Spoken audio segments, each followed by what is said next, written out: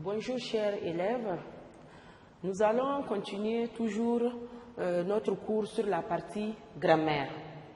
Alors, après le chapitre 7 qu'on avait vu, maintenant on va progresser pour voir le chapitre 8 intitulé « Les articulateurs ou les connecteurs logiques ».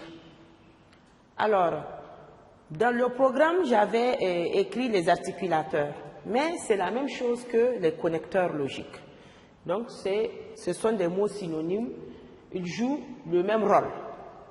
Alors, par définition, donc en grand 1, les articulateurs logiques ou les connecteurs logiques sont des mots ou des locutions qui permettent d'organiser le texte en établissant des relations entre différents éléments qui peuvent être des idées, des parties, des paragraphes ou des phrases. Alors, cela veut dire que dans un texte, il faut avoir des mots qui relient des idées que vous avez exprimées, ou bien des parties dans un texte, ou bien des paragraphes et des phrases. Donc, les mots et les parties sont reliés entre eux par ces petits mots-là, ou bien des locutions. Les mots sont très courts, par contre les locutions sont un peu longues, si vous remarquez. Alors, parmi les articulateurs, on peut citer entre autres, il y a les connecteurs logiques qui expriment la cause, qu'on peut citer comme ceci, ce sont car, en effet, parce que, puisque, comme, sous prétexte, non que, sous prétexte que, non que, étant donné que, du fait que, vu que. Voilà, ce sont des petits mots que vous rencontrez chaque fois. Hein. Donc, ces mots ont je veux dire, ont des importances, ont leur importance dans un texte.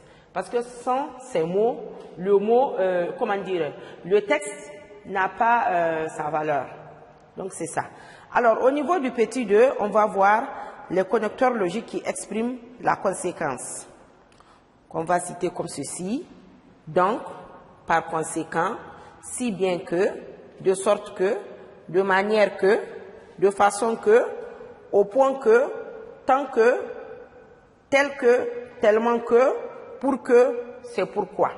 Alors, ce sont des petits mots que vous rencontrez toujours, hein, mais voilà, ces mots ont leur valeur dans un texte.